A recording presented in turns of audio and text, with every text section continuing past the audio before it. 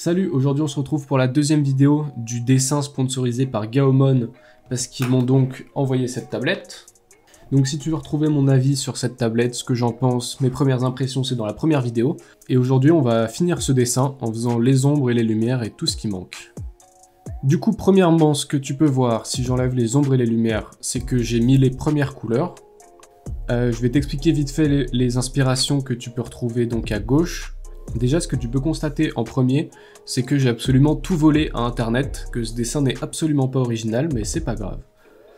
Je te mets peut-être en lien une vidéo de Kenan Lafferty qui dit que en gros il faut voler des autres artistes pour créer son propre style, vu qu'en gros on s'inspire un peu de tout le monde et on fait un mélange de toutes sortes d'inspirations pour avoir son propre style et quelque chose d'unique, mais en soi on fait que voler des trucs aux autres. Donc déjà la pose, c'est la pose de ce personnage, donc à la tête un peu penchée, il est appuyé sur cette jambe et l'autre qui part de ce côté. Donc j'ai repris la pose, appuyé sur cette jambe, hop, peut-être un petit peu moins exagéré que lui sur la photo. Ensuite, il y a cette photo et ce dessin pour les cheveux, la couleur de peau, le style en général. Ensuite sur cette photo, j'ai juste pris les grosses chaussures plus la robe que j'ai fait ici. Ensuite là, les chaussures blanches avec les grosses semelles noires, c'est ici. Et ensuite le serpent ici. Je me suis juste baladé sur Pinterest à la recherche de photos qui pouvaient m'inspirer. J'ai mélangé tout ça pour en faire un dessin original. Mais en fait, c'est juste du vol, qu'on peut appeler inspiration. Déjà à partir du moment où je te montre ces inspirations et je te dis pas que tout vient de ma tête, c'est pas du plagiat ni du mensonge ni rien, c'est... Voilà, je te dis que je me suis inspiré de ça, donc voilà. Donc je t'invite à faire ça quand tu dessines. Je le fais de temps en temps, un petit mood board pour avoir les refs à côté et pour t'inspirer, voilà. Ensuite, on a les ombres et les lumières que j'ai rapidement rajoutées. Du coup, là, j'ai un calque avec la lumière qui vient de derrière et la lumière globale, on va dire. Donc j'ai juste fait les ombres rapidement, histoire d'avoir une idée de ce que ça pourrait rendre, et maintenant on va essayer de les détailler un petit peu et de faire ça proprement. Donc j'ai fait les premières ombres que j'ai mis, et ensuite j'en ai fait un screenshot que j'ai placé en haut à gauche pour avoir une idée du résultat que je veux atteindre. Donc peut-être que je te réexplique ma manière de faire des ombres. Comme tu peux le voir ici dans les calques, j'ai un groupe de calques à 30%, et dedans j'ai un calque d'ombre et un calque de lumière en dessous. Le lumière, c'est du coup du jaune que j'ai mis à 50% et que je compte changer en dégradé, un dégradé qui viendra de en haut à gauche. Et en gros, c'est mieux de faire un groupe de calques avec l'ombre qui va venir gommer la lumière et se mettre par-dessus, plutôt que se superposer à elle. Et c'est le calque ensuite que je redescends à 30% et pas les ombres. Je sais pas si c'est clair, mais en vrai c'est une question d'expérience et tu tentes, t'expérimentes un peu. De ton côté, tu regardes ce qui rend bien et puis voilà. Aussi dans mes calques, j'ai séparé tous les calques en fonction des chaussures, des cheveux, du serpent, du visage. Ce qui fait que je peux CTRL-clic sur un groupe comme les cheveux et là ça me sélectionne tous les cheveux que je peux remplir directement. Et j'ai aussi fait des sous-groupes à l'intérieur des cheveux vu que c'est assez compliqué pour les cheveux qui se trouvent devant, les cheveux qui se trouvent un peu derrière. Et du coup tout mon process un petit peu pour faire les ombres, c'est... Il y a beaucoup de choses qui se jouent en dégradé. En gros, la chose la plus importante que je fais dans mes ombres, c'est faire des ombres douces et des ombres nettes. Là, j'ai fait un dégradé vers le bas, qui diminue en intensité vers le bas. Et à l'intérieur, je vais faire des ombres un peu plus nettes.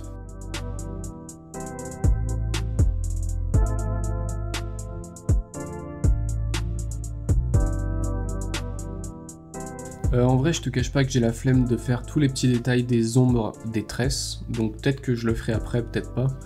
Mais là, juste, je fais des traits globaux pour montrer la forme et la direction, quoi.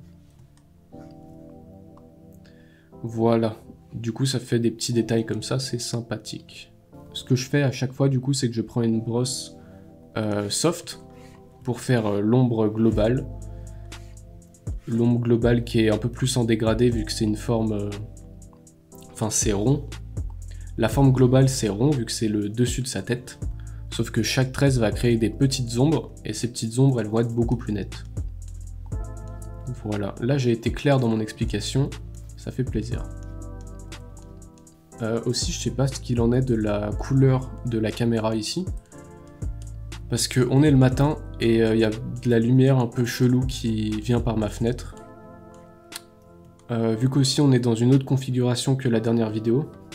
La dernière vidéo, j'étais pas au même endroit parce que fallait que je montre la tablette quand je dessinais dessus. Maintenant, on voit que mon portrait, tu vois. Parce que c'est pas nécessaire de voir ma main qui dessine. Donc, du coup, je pense que comme l'autre vidéo, les tresses, c'est le truc le plus long à faire. En vrai, je pourrais faire des ombres à chaque petite intersection. Mais pour l'instant, on va s'en passer et se concentrer sur les formes principales.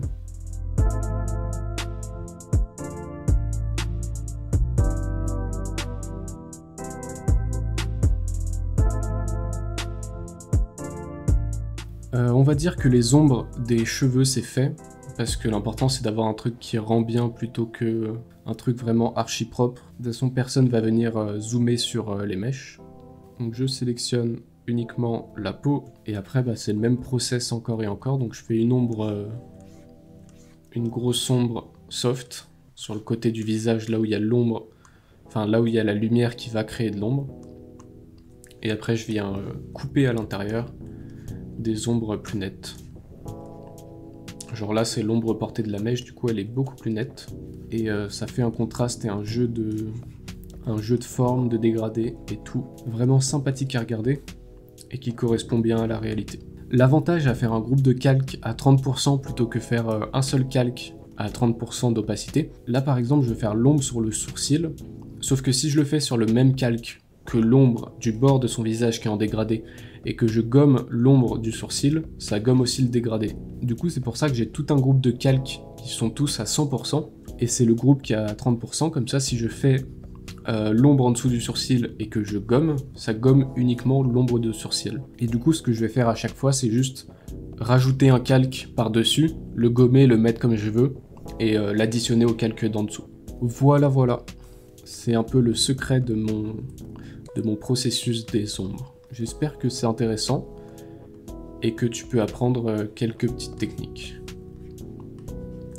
Après, c'est ma manière de faire des ombres, il y en a beaucoup d'autres qui existent. Donc voilà, expérimente par toi-même, entraîne-toi et trouve ce qui te convient, quoi.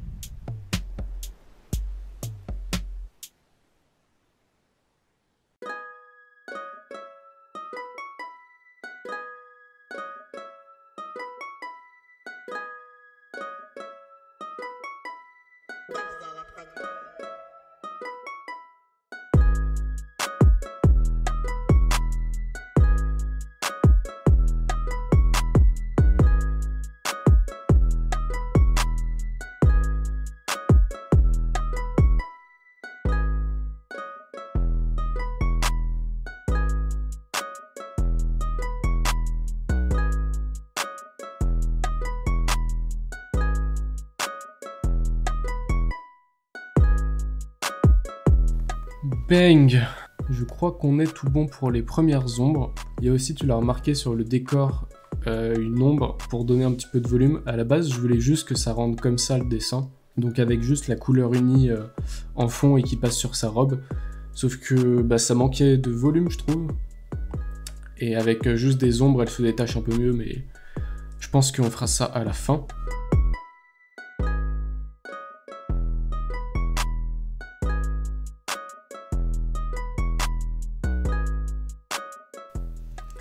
Hop, là la lumière elle est trop forte, donc je baisse le groupe. Et après je pense que je vais rajouter... Là c'est juste une lumière du coup très nette, et je pense en dessous je vais rajouter un genre de dégradé pour qu'on ait l'impression que ça éclaire. Je pense, on verra ce que ça donne. Après c'est dur de faire des traits épais sur les mèches.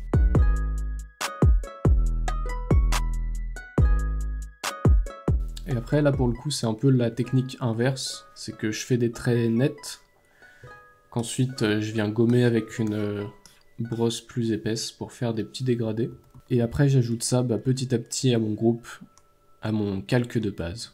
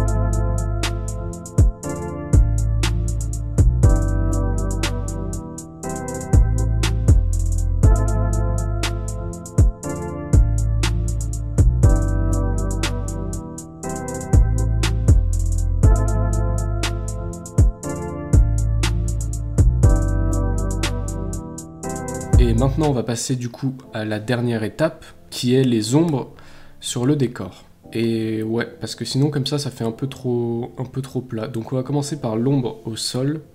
Et en vrai au niveau du format de vidéo, je sais pas exactement ce que j'aimerais adopter parce que ma dernière vidéo je crois elle fait 29 minutes, quasi 30. Et j'ai pas envie de faire des vidéos super longues.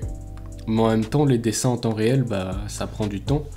Donc à moins que je coupe une grande partie du dessin, ou à moins que j'accélère énormément, c'est obligé de prendre du temps, tu vois. Et en même temps, comme je te l'ai dit, déjà je suis pas capable de faire un dessin en une seule session, il faut que je fasse des pauses à chaque fois, pour prendre du recul sur le dessin, voir ce que j'aime et ce que j'aime pas, ce qui va pas. Et en plus, quand je suis filmé et que je dessine, je fais des erreurs à certains moments, qu'après je dois rattraper quand je recorde pas. Du coup voilà, j'expérimente encore une fois avec mes vidéos, on tente des choses.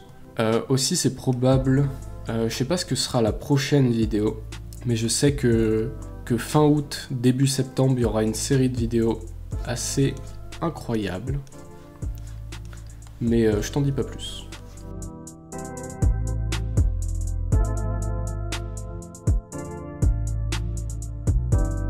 Au niveau des couleurs, j'ai rajouté un dégradé donc, qui vient de gauche à droite, comme ça, sur toute la partie coloriée. Et j'ai rajouté aussi un petit dégradé, où est-ce qu'on peut le voir, qui fait que là, les traits, c'est pas exactement du noir, alors que par ici, c'est du noir. Du coup, il y a un petit dégradé de couleur par-dessus les traits.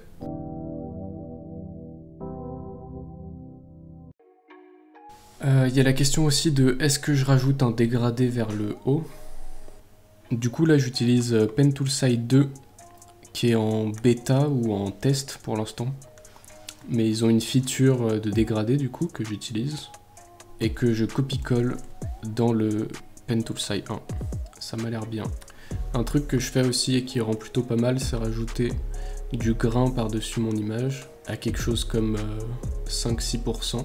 Ce qui fait que quand tu zoomes, c'est pas des couleurs parfaitement... C'est pas des aplats de couleurs parfaits. Est-ce que le dessin est fini? Je crois. Hein. Du coup bah voilà, la vidéo est terminée. Je remercie encore Gaomon de m'avoir envoyé une tablette que j'ai pu tester et que j'ai utilisée. Donc c'est le premier dessin que j'ai fait avec cette tablette. En fait c'est faux, parce que c'est le premier dessin que j'ai commencé avec cette tablette, mais entre temps j'ai fait d'autres dessins.